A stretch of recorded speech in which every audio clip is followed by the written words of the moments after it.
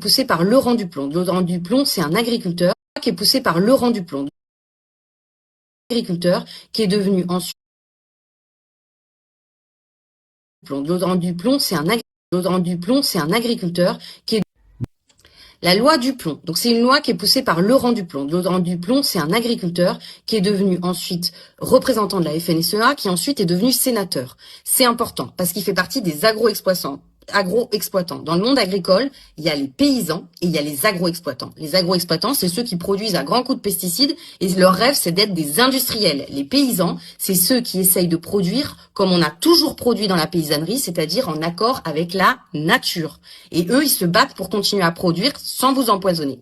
La loi Duplon, en fait, c'est deux filières, la filière du sucre et la filière de la noisette, qui n'ont jamais voulu se passer de pesticides toxiques et qui, depuis des années, font du lobbying pour réintroduire ce qu'on appelle des néonicotinoïdes, c'est-à-dire des pesticides qui détruisent notamment les abeilles. Mais comme ces pesticides, ils sont dirigés contre des récepteurs où nous, on a exactement les mêmes récepteurs dans notre système nerveux, et ben, en fait, ils peuvent tuer les abeilles, mais ils peuvent aussi nous empoisonner et empoisonner le sol, l'eau, enfin voilà. Donc c'est vraiment assez terrible parce qu'ils se sont battus pour réintroduire des pesticides toxiques pour votre santé. Dites-vous bien qu'on a toutes les preuves scientifiques sur le fait que ces pesticides sont toxiques. Il n'y a aucun débat. Dans la loi, il y a aussi une autre chose qui est très, très, très choquante, c'est la mise sous tutelle de l'ANSES. L'ANSES, c'est une super institution qui est indépendante et où on a des gens très, très, très compétents qui se battent pour défendre votre santé. La loi Duplon. Donc c'est une loi qui est poussée par Laurent Duplon. Laurent Duplon, c'est un agriculteur qui est devenu ensuite... Il a dissimulé au grand public cette fraude. L'Élysée est au courant depuis 2022. Le ministère de l'Industrie l'est depuis 2021. Le rapport de l'Inspection générale des affaires sociales a été non publié. C'est une décision ministérielle. J'ai pas réussi à retrouver quel est le ministre qui avait choisi la non-publication, mais pas de publication. Vous avez l'Inspection générale des affaires sociales qui fait un audit après que les révélations arrivent au ministère en 2021 et ils oublient le site de Vergès. Donc vous voyez, le site de Vergès, c'est là où sont forés les zones. Franchement, le pic le plus édifiant du rapport que vous révélez, que vous rendez public ce matin, c'est ce rapport des autorités sanitaires qui date de novembre 2023. Un rapport qui est caviardé avec l'aide de Nestlé, à la demande de Nestlé, par toutes les échelles de l'État. Oui, c'est très grave ce qui s'est passé dans ce rapport, parce qu'en effet, vous avez un industriel qui devient co-auteur du rapport, c'est-à-dire qu'il y a des paragraphes entiers du rapport, laudateurs pour Nestlé, qui sont rajoutés à la demande de l'industriel. Nous, on retrace les mails, on voit les envois de Nestlé. Les mails, ils sont édifiants, les mails. Ils sont édifiants. Vous avez donc des envois et les paragraphes. On fait un avant-après dans le rapport, donc vous pouvez bien vous rendre compte des choses, ce qu'aurait dû être le rapport normalement et ce qu'il a été. Et puis vous avez l'industriel qui se fait censeur du rapport. En effet, les mentions des bactéries qui sont biffées. Les mentions des traces de PFAS qui sont biffées, des polluants qui sont biffés. Et donc vous êtes dans cette situation où l'instructeur, le fonctionnaire instructeur, celui qui a travaillé sur le rapport, demande le retrait de sa signature. Il a dissimulé au grand public cette fraude. L'Élysée est au courant depuis 2022. Le ministère de l'Industrie l'est depuis 2021. Le rapport de l'Inspection générale des affaires sociales a été non publié. C'est une décision ministérielle. J'ai pas réussi à retrouver quel est le ministre qui avait choisi. Voilà, bonjour, Denis Agré, je suis médecin, donc je suis avec Jiane Bala, donc qui est maman d'un enfant de 12 ans, Solal. Et donc c'est pour nous raconter un peu ce qui lui est arrivé dans l'histoire des vaccinations, c'est en 2013. Bonjour Denis. Bonjour. Alors pour expliquer le problème de Solal, Solal a été injecté quand il était petit, on était sous l'ancien calendrier vaccinal, donc il a été vacciné à ses 2 mois.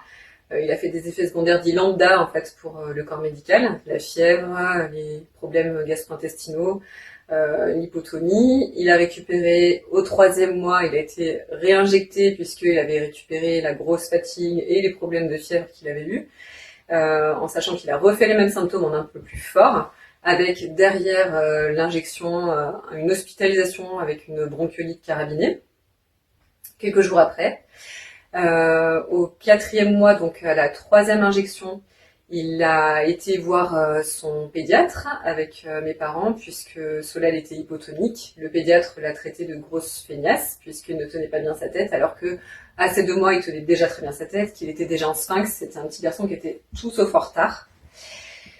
Et là, on se retrouve avec un pédiatre qui injecte sans notre accord 2 vaccins à notre enfant, donc le rappel. Et quelques jours après, c'est l'hospitalisation sur Valence dans un état catastrophique et le transfert sur Lyon à l'HFME, donc à l'hôpital femme-mère-enfant à Bron, dans un état dramatique où on nous rend notre enfant quelques jours plus tard épileptique en nous expliquant qu'en fait on ne sait pas d'où ça vient, que c'est très grave. Ils ne font pas le lien avec les injections alors que c'est pourtant quelque chose qu'on soumet et ils nous disent qu'on va faire toute une batterie d'examens pour trouver tous les diagnostics différentiels puisque les vaccins, d'après eux, ne peuvent pas forcément être en cause tout en nous affirmant pas non plus que ça ne peut pas venir de là. Okay. Voilà. Donc, écoutez, moi, ce qui est très intéressant dans toute cette histoire, c'est que depuis 2021, notamment avec les effets indésirables des vaccins du Covid, j'ai compris que les vaccins, ça causait des vascularites, donc de l'inflammation vasculaire, notamment au niveau cardiaque, des myocardites, et aussi au niveau cérébral, et que très certainement, c'est la cause d'épilepsie, d'AVC et d'encéphalite. Et donc, vous avez fait cette expertise, et donc ça a donné quoi Alors en 2016, on a décidé de porter plainte. On a été voir Maître Ludo, notre avocat. Donc la plainte, c'était auprès du Conseil de l'Ordre? Non, c'était contre GlaxoSmithKline, Pfizer et Sanofi, directement en fait contre les laboratoires. Okay. On a fait une expertise avec 2 experts justement à la Pitié-Salpêtrière, dont une des 2 qui était ripou des labos, on peut le dire clairement, qui bossait non seulement à la section ANSM vaccins, mais qui en plus expertisait nos enfants qui étaient victimes potentielles des vaccinations. Cette expertise a donné qu'au sortir de ce jour d'expertise, nous avons eu une menace, clairement de mort, qui nous a dissuadé d'aller un peu plus loin finalement dans la procédure. Tout en sachant qu'on a reçu quelques temps après quand même les résultats d'expertise qui ont donné le fait que Solal avait très certainement bien fait une encéphalite post-vaccinale, mais comme c'était le seul cas au monde avec une encéphalite post-vaccinale, on ne pouvait pas faire de lien de cause à effet, en sachant par contre que ce qui était très bizarre, c'est que dans toutes les notices avant l'injection de Solal étaient notifiés des cas d'encéphalite post-vaccinale. Donc ça... Pour aller dans votre sens, c'est... depuis le temps, les signalements officiels auprès de la NSM ont remonté, entre autres, des méningites post-vaccinales, après vaccin diphtérie, tétanos, polio, hémophilus, hépatite B, coqueluche, donc les vaccins hexavalents. Donc ça, c'est dans les rapports de la NSM, j'ai fait une vidéo dessus. Donc clairement, on a tous les éléments, on va dire scientifiques, avec les données actuelles de la science, pour dire oui, très certainement, Solal et d'autres enfants. Il y a eu l'enfant de Monsieur Nobili, qui a Nélio, voilà. Nous, on en a rencontré pas mal d'autres, d'ailleurs, puisqu'on a créé une association en 2016. On était assez actifs justement pour avertir la population sur le fait que les vaccins ne sont pas dénués d'effets secondaires. Surtout notamment quand l'obligation vaccinale est passée il y a quelques années, on était plutôt à essayer de se mobiliser pour que ça ne passe pas et que les gens aient le choix en fait de vacciner ou pas leur enfant.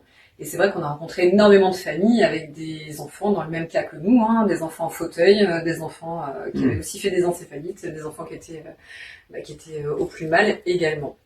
Oui. Donc j'ai envie de dire, vous aviez compris avant moi. Vous avez compris avant le 1er janvier 2018 où il y a eu cette obligation vaccinale qui est toujours une contrainte énorme, y compris pour les parents qui veulent plus faire vacciner leurs enfants aujourd'hui.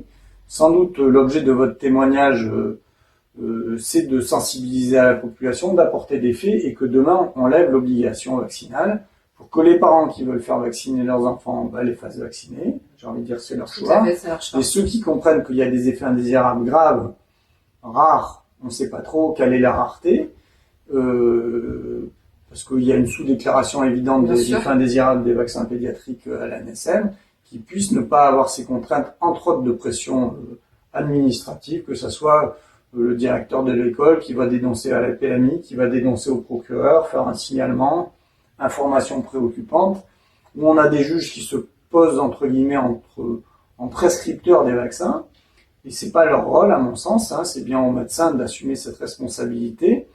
Et d'ailleurs, c'est intéressant de le rappeler, il y a au moins 2 articles dans la presse aujourd'hui Il m'a dit on peut plus rien faire. J'avais tellement mal, je leur ai dit de couper.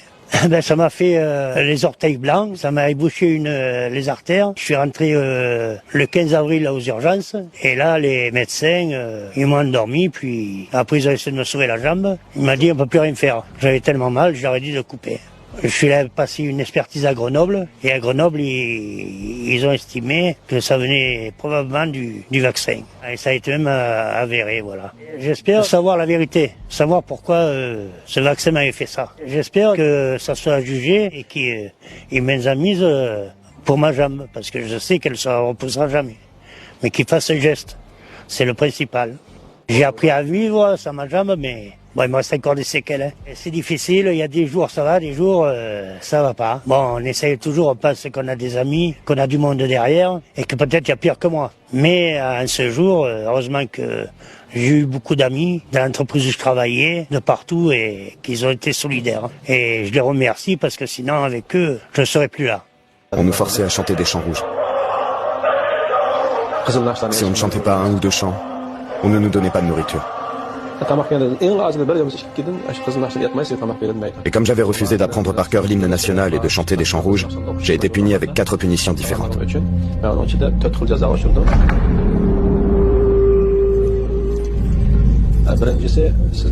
La première, c'était de vous frapper avec des bâtons en caoutchouc. Puis, vous deviez rester face au mur pendant 24 heures sans rien manger ni boire. La deuxième punition, c'était de vous attacher à la chaise tigre. Ils font ça quand ils sont fatigués de vous frapper le corps jusqu'à vous en épuiser. Toujours sans avoir à manger ni à boire. La troisième punition, on vous enferme dans un cachot de 3 mètres carrés. Après avoir été frappé, toujours sans manger ni boire. Vous vous allongez là-dedans, sur le béton. La quatrième punition, c'est de rester nu, avec juste une culotte sous la neige ou dans le froid pendant 24 heures. Que vous grelottiez, que vous soyez frigorifié, peu importe. Et si c'est l'été, vous êtes obligé de rester sous le soleil, nu.